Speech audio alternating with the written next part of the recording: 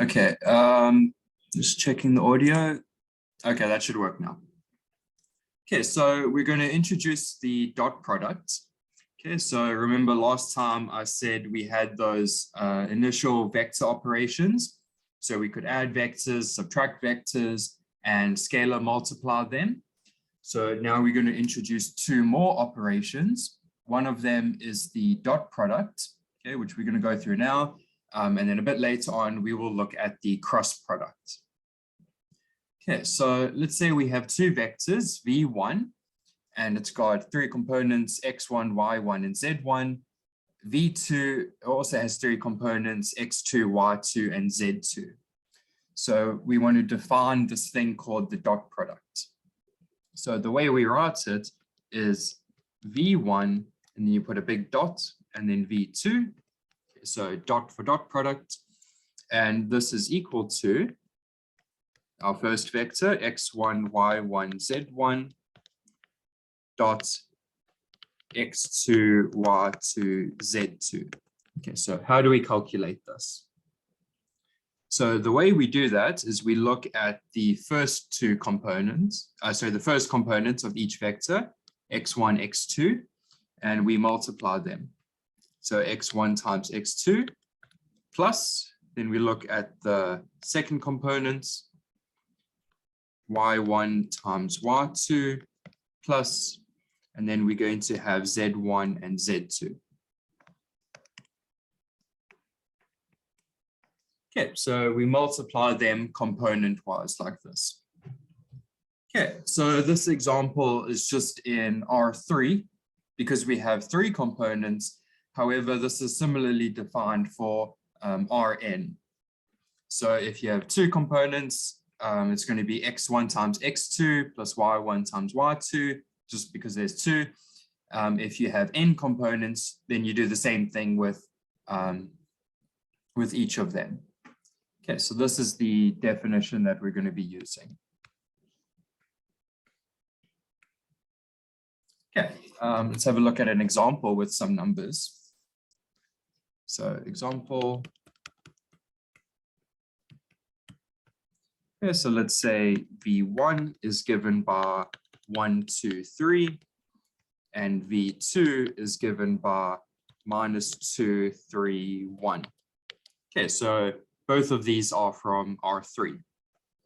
Okay, so we want to work out the dot product. So v1 dot v2 is going to be 1, 2, 3, dotted with -2, 3, 1. And we're going to do the same thing as we saw above. So the first components are 1 and -2. So it's going to be 1 times -2 plus, and then 2 times 3 plus 3 times 1. Okay, so the first one is going to give us -2 plus 6 plus 3. And that's going to give us 7. Okay, so that is the dot product between these two. Okay, any questions on this example?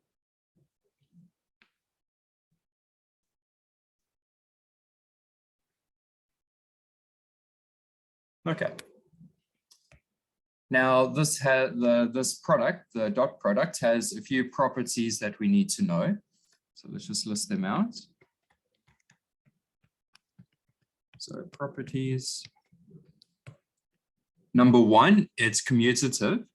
So if we have v1 dot v2, then this is the same thing as v2 dot v1.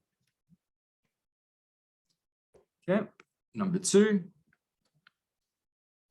if we have v1 dotted with, and then v2 plus v3, then we say that the dot product is distributive. So we can distribute over the dot product with the plus. So this is going to be v1 dot v2. So that's this first bit.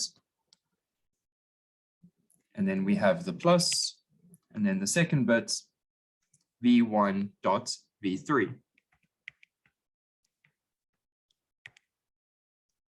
Okay, so it's distributive.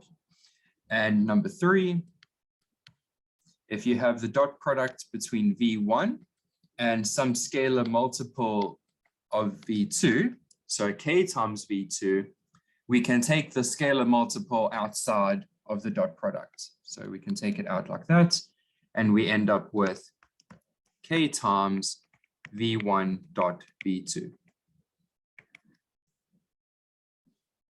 Okay.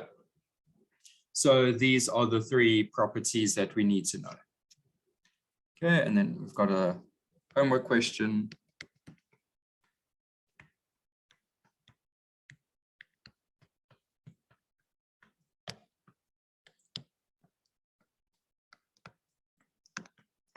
Prove these properties for vectors in R3.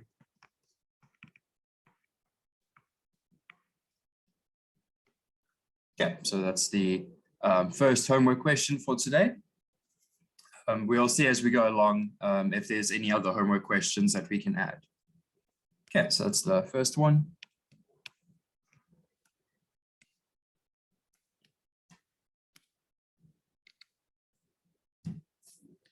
Okay, now a very useful form of the dot product is inspired by that arrow representation that we did last time. So let's just go through that.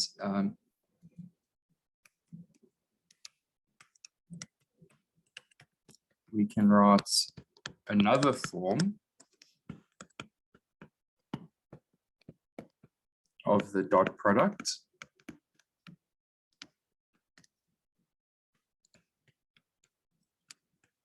Using the arrow representation.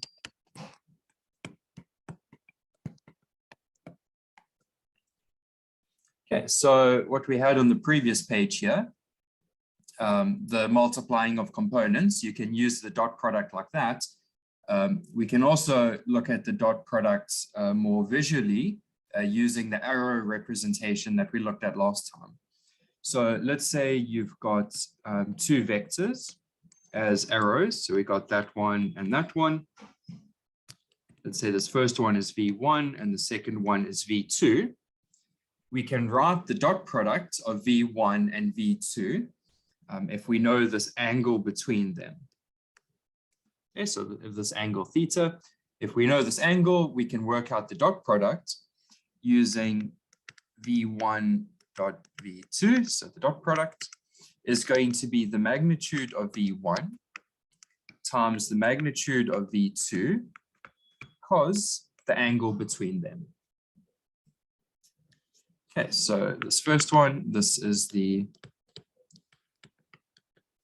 magnitude of V1. So the length of that V1 arrow. This is the magnitude of V2. Okay, the length of the V2 arrow, if you want to draw it out, and then theta here.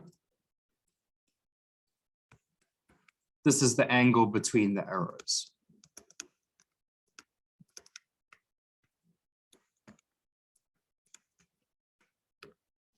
Okay, something like that. So you can use these two methods of calculating the dot product. Okay, so let's look at an example. So let's say we've got the following picture. X, Y. We've got one vector along the X direction. So let's call that V1. That's going to be 2, 0. And we've got another vector over here.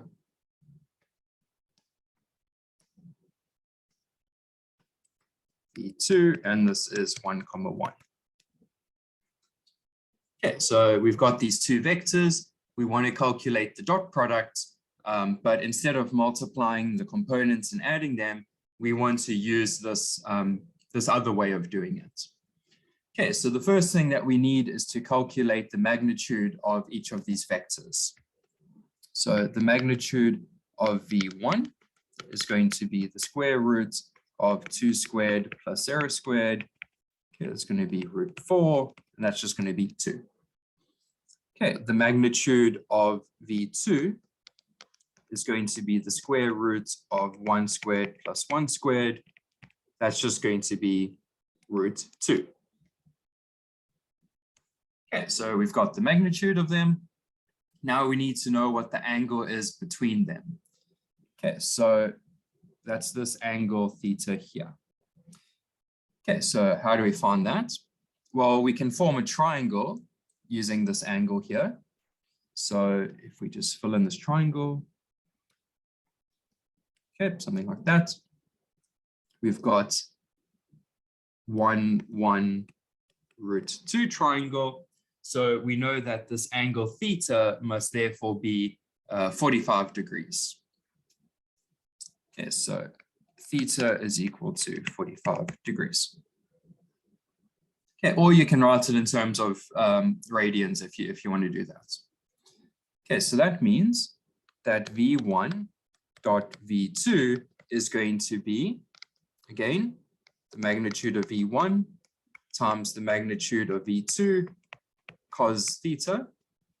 So that's going to be the magnitude of V1, that was 2. The magnitude of V2, that was root 2. And cos theta is going to be cos of 45 degrees, which is 1 over root 2.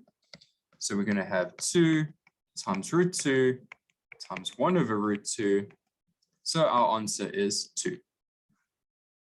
Okay, which is the same thing that we would get if we did that multiplication of components. So if we just do that on the side here, V1 dot V2 is going to be, we multiply the first component, so 1 times 2, and the second component, that's 1 times 0. We also get 2. Okay, so both methods give us the same answer here. Okay, are there any questions so far?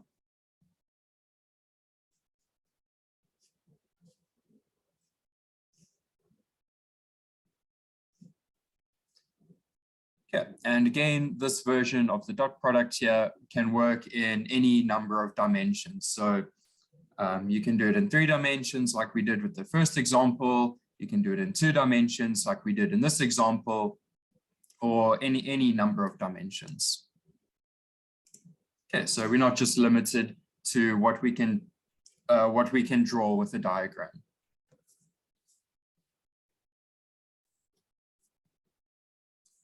Okay, just a note on this view with the vectors and the angle. What happens if this angle is 90 degrees? Okay, so it's just a special case of this. Okay, so what happens when the angle is 90 degrees? Okay, so we can draw a diagram of that. So we're going to have something like this, where we've got V1 going in the one direction and V2 going in the other at 90 degrees. Okay, so if we work out the dot product between these 2 vectors, okay, so we don't know any of the components, so let's use this other method that we've just seen. So V1 dot V2 is equal to the magnitude of V1 times the magnitude of V2 cos 90 degrees. Okay, because that's the angle between them. Now the cos of 90 degrees is 0. So this is 0. Okay, so this is an interesting little fact. If the vectors are orthogonal or perpendicular to each other, then the dot product is 0. Okay, and this also goes the other way around. If the dot product is 0 and these vectors are non-zero, so these are non-zero, then the vectors are orthogonal to each other. Okay, but you need to check that these aren't 0 by themselves. Okay, so we have that V1 dot V2 is equal to 0. if and only if V1 is perpendicular to V2. And of course, there's the little asterisk on the side. V1 cannot be 0,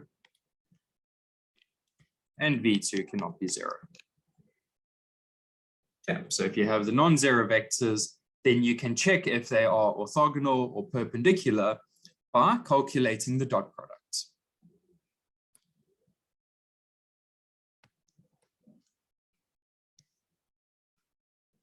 Okay, so that's just a nice way of checking if vectors are perpendicular or orthogonal to each other. Okay, any questions so far?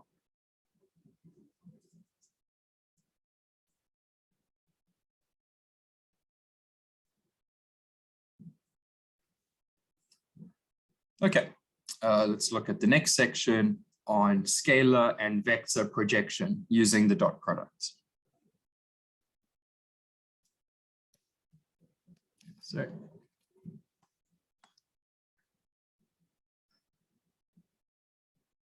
okay, so scalar and vector projection using the dot products.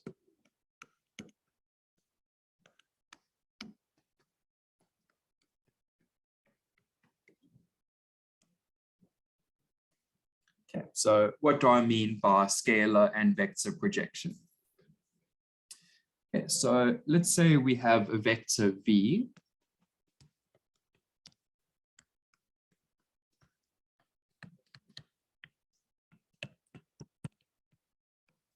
V with components A, B, and C. Okay, so it's from R3. The X component is A, the Y component is B, and the Z component is C. Okay. Now consider V dot R hat. Okay, so we're going to take our vector V and dot it with R hat. So this is going to be A, B, C dotted with 1, 0, 0. Okay, because that's how we defined R hat last time.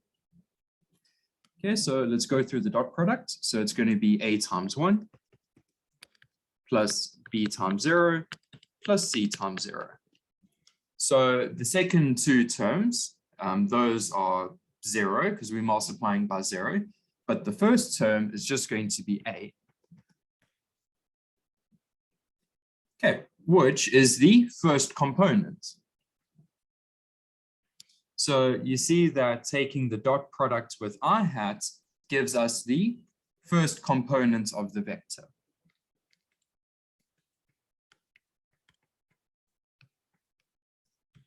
So taking the dot product of V with I hat gives the first component of V.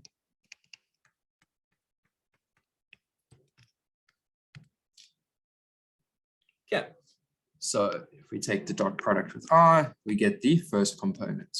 Similarly, if we take the dot product with J or K, we get the second and third components respectively. So V dot J is going to be A, B, C dotted with 0, 1, 0, and that's going to be B, which is the second component.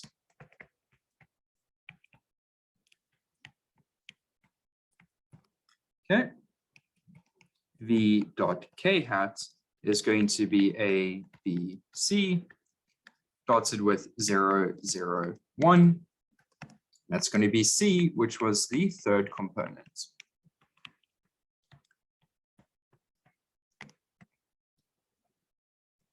Okay, so what does this mean in terms of projection? Okay, so let's look at an example of this, and then we'll see where this idea of projection comes from. Okay, so let's say we've got the following picture, x, y. We've got a vector like this. Okay. V is 2, 1. Okay, so it's 2 along x and 1 along y. If we take this dot product with I hat, remember what I hat was? That was the unit vector in the x direction. So it's something like, sorry, if I just draw this to scale, something like that. Okay, so this is I hat. What this dot product with I hat does is it finds the x component or the first component of V. In other words, it's the part of the vector that's along the x-axis. So let's put that in green. Sorry. That's this portion over here. So this bit over here is the x component of V. In other words, it's the part of the vector that goes along the x direction.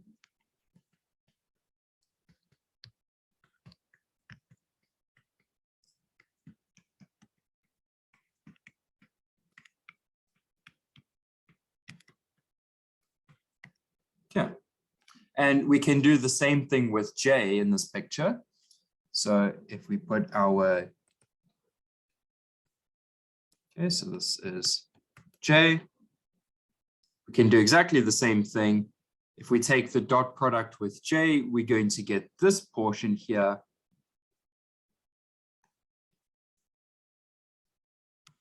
That portion there, and that is the y component. Okay, so why do we call it a projection? Well, if you imagine taking this vector and pushing it down onto the x-axis, okay, like so. If we take this and we push it down like that, okay, so we push it down onto the x-axis, we get the x component. So we say this act of taking the vector and pushing it down onto the x-axis is projecting. So we project the vector onto the x-axis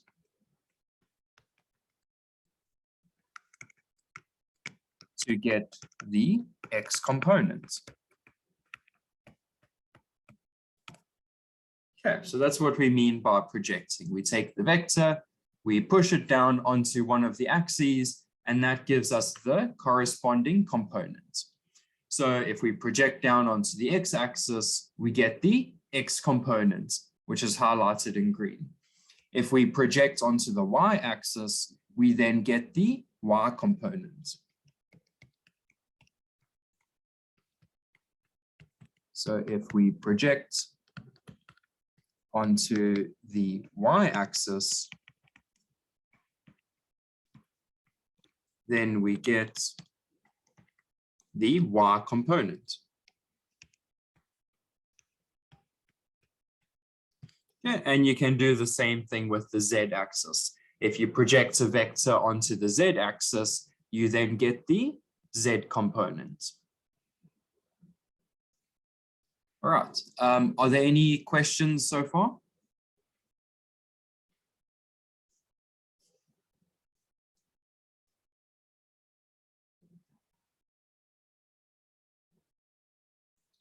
Okay.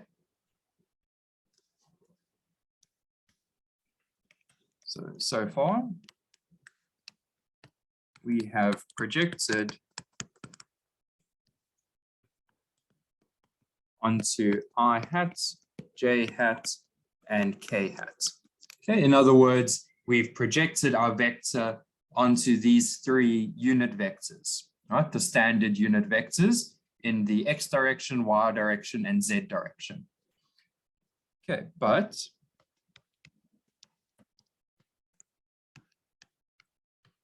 we can also project onto other vectors. Okay, so we're not just limited to I hat, j hat, and k hat. We can do a projection onto any other vector. So let's look at a picture of that. Okay, so we've got x and y. Let's say we've got v going along here. So that's v. And we want to project onto a different vector. So let's say w, maybe it looks something like that. Okay, so if that is w, we can extend this to make like a w axis. So that's the line there. Okay, and we want to do the projection of v onto w. So it's exactly the same as projecting onto an axis. We take the vector and we push it perpendicularly onto the line that we want to project onto. So it's something like this. Okay, so we project it perpendicularly onto this W line, and that gives us our projection here. So the yellow part is the projection of V onto W. Yeah, so again, we can write it as V dot W. Okay, just like we had before with V dot R, V dot J, and V dot K. However, in this case, we need to be a bit careful about what we're doing, because when we're taking the dot products with I, J, and K, remember that I, J, and K are unit vectors. Okay, so they have length 1. So in terms of the dot product, they didn't change anything. Because if we go back here, let's see. Sorry, over here. So the dot product, it's V1, magnitude of V1 times the magnitude of V2 cos theta. Okay, so in this case, V2 was I, J, or K. Since it was a unit vector, that magnitude was 1. So it didn't have any multiplying effect on the dot product. But here, W might not have length 1. It could have length 2. And if it has length 2, then we're going to be doubling the components, which is not what we want to do. We want to keep it as is. So, just as a little note, we need W to be a unit vector, right?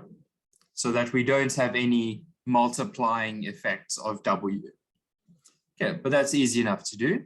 If we want to turn W into a unit vector, all we need to do is take the vector and divide by its length, so that the new length is now 1. So we can have W hat is going to be the vector W over the length of W. And this turns it into a unit vector. Okay, so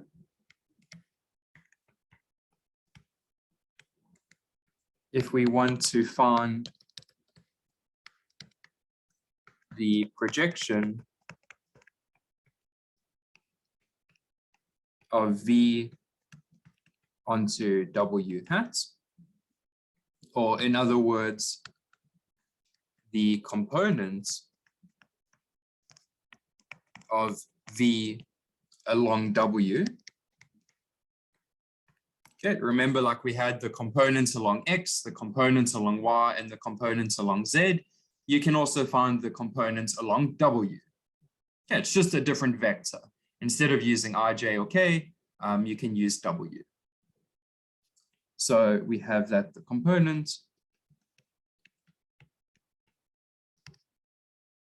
is equal to V dot W hat. Okay, because it needs to be a unit vector. So V dot W hat, or we can write this as V dot W over the length of W. Okay, so remember, we need to divide by the length so that we don't have any multiplying effects from that W vector.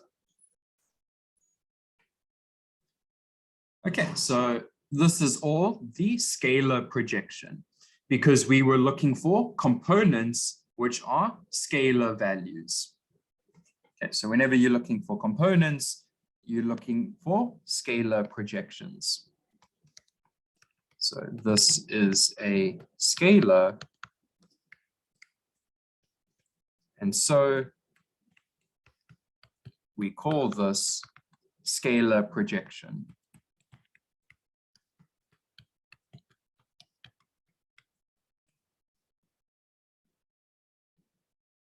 Okay, so the components of a vector are the scalars, okay, which is why we call it scalar projection.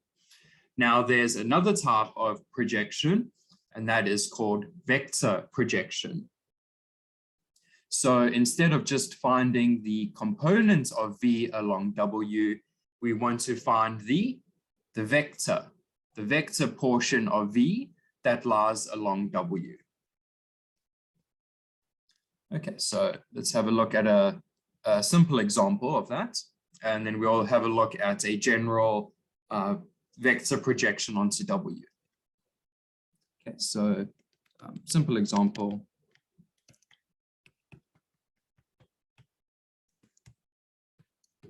Okay, so let's say V is equal to X, Y, Z, something like that.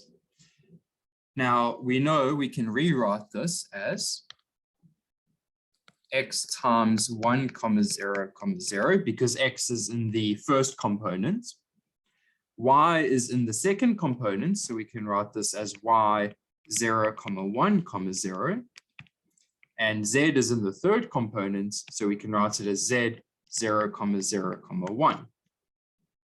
Okay, just a vector for each of the components there. Now 1, 0, 0, this is just X times I hat.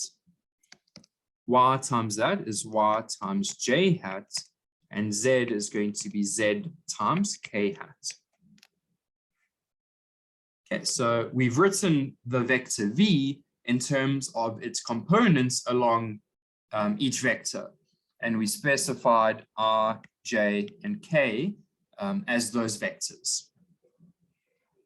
Okay, so we call this a basis. Okay, we'll get to that later on. So a basis expansion of V. In other words, we take our vector V and we write it as the sum of other vectors, which we call the basis.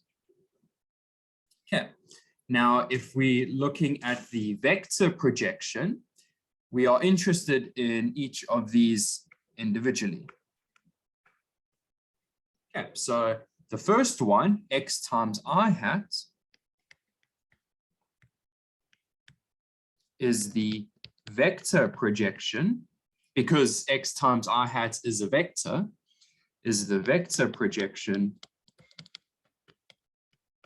along X, or along X-axis. Y times J hat is the vector projection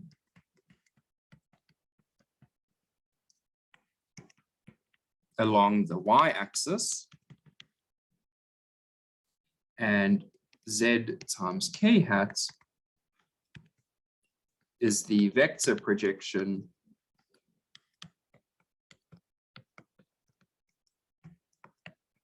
along the Z-axis.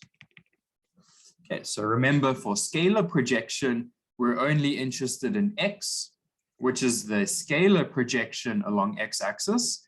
Y by itself is the scalar projection along the Y-axis, and Z by itself is the scalar projection along the Z-axis. Now, if we look at X times I hat, Y times J hat, Z times K hat, this is now the vector projection. Okay, because these are vectors.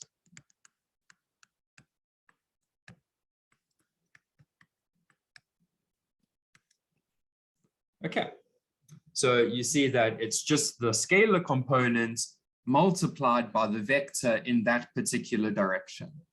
So for xi hat, this is the scalar part. This is the scalar projection. And this I hat, this was the vector direction. Okay, if you combine the scalar projection with the vector direction, then you got yourself the vector projection. Okay, so altogether, that gives us our vector projection. Now we can do exactly the same thing with an arbitrary vector, w. So we want to find the scalar component of v in the direction of w, but then we want to turn that into a vector that is along w. Okay, so how do we do that? So the vector projection of v along w is, we need to find the scalar component along w. So we know how to do that already. That's going to be v dot w hat. This gives us the scalar projection, like this x part. But what about the direction? Well, we want it to be along w, okay? So which vector lies along w? That's going to be w hat. W hat, because this gives the direction along w.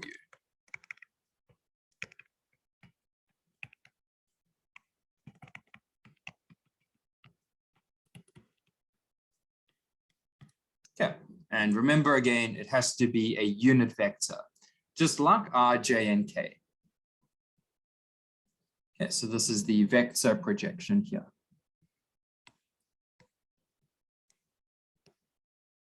Okay, so that's the vector projection. And then up here, this is the scalar projection.